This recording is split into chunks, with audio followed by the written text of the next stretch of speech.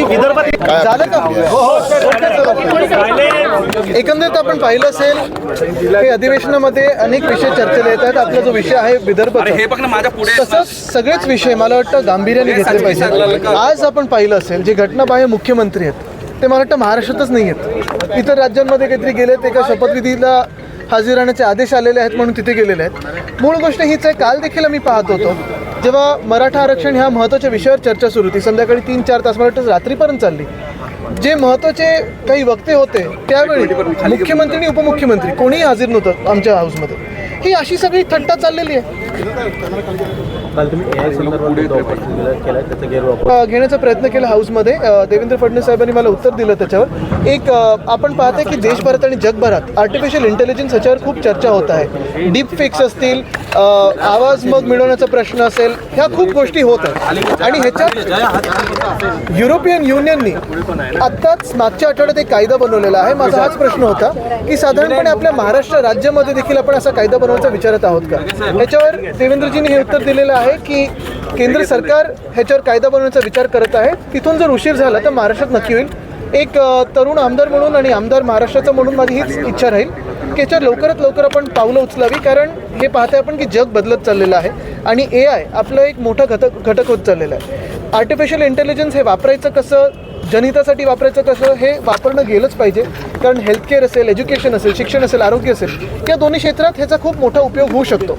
पण हे होत असताना कुठेही क्राईम वाढू नये ह्याच्यावर देखील आपण लक्ष दिलं पाहिजे. काय काय UBT नावाचं एक कार्ड आहे, ते कार्ड भरलं की मोर्चा संपेल अशी टीका केली आहे. डेव्हलपमेंटला विरोध का? मला वाटतं प्रश्न सोपा आहे. धारावीचा विकास होत असताना कुठच्या तरी सरकारचा एका मित्राचा विकास होऊ नये, एका व्यक्तीचा विकास होऊ नये. निश्चितपणे ज्यांना प्रॉफिट कमवायचे त्यांनी कमवावे, पण ते कसे असावेत, काय असावेत, त्याच्यावर सरकारचं काहीतरी रेग्युलेशन असायला पाहिजे. महत्त्वाची गोष्ट म्हणजे एवढ्या जर काही आपण सवलती देत असू तर आमचं महाविकास आघाडीचं सरकार होतं तेव्हा सरकारलाच कसा फायदा होईल हे बघून आपण पाहिलं असेल BDचा जो विकास केला, पुनर्विकास करायला सुरू केलं, ते सरकारच्या माध्यमातून केलं. तर ह्या सगळ्या सवलती जर आपण देणार असू, मेगा सवलती जर देणार असू, तर मग सरकारच का नाही करत आहे? भाजपने आरोप केलाय मुंबईमध्ये आरे कॉलनीमध्ये लँड जिहादचं प्रकरण समोर येत आहे. खरंच असं प्रकरण आहेत का? याच्यावर थोडं मला बघायला लागेल. याच्यावर मी आता आपल्याकडून भाजपने आरोप केलाय. धारावीमध्ये जो मोर्चा सुरू आहे त्यावर भाजपचं असं म्हणणं आहे की जे UBT कार्ड आहे ते जर अदानींनी रिफिल केलं तर हा मोर्चा थांबेल. बरोबर आहे ना. त्यांच्या मित्राला एवढं बोलल्यानंतर त्यांना वाईट तर वाटणारच. खासदारकीची जबाबदारी अनेक भाजप आमदारांवर दिली जाते. आपण कुणाविरोधात शड्डू ठोकणार आहात का? लोकसभा निवडणुकीच्या पार्श्वभूमीवर ठाण्यात आपण लोकसभा निवडणूक लढवणार आहोत. मला वाटतं अनेक अशा चर्चेला काही ठिकाणी मी ऐकत आहे, या बातम्या ऐकत आहे, काही चर्चा ऐकत आहे.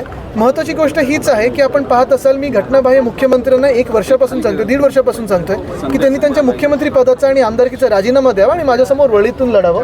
ते नसेल तर मी त्यांच्यासमोर ठाण्यातून तयार आहे. पण हीच महत्त्वाची गोष्ट आहे की ह्या जरी चर्चा होत असल्या तरी निवडणूकच होत नाही आहेत. काल परवाकडे पण पाहिलं असेल हायकोर्टाने ताशारे ओढलेले इलेक्शन कमिशनर त्यांना निर्देश दिलेले आहेत की पुणे लोकसभा आणि चंद्रपूर लोकसभा इथे दोन्हीकडे निवडणूक घ्यायला पाहिजे. 1 वर्ष झालं तिथून लोकसभेत आणि दिल्लीत आवाजच नाही आहे. याला लोकशाही म्हणतो का आपण?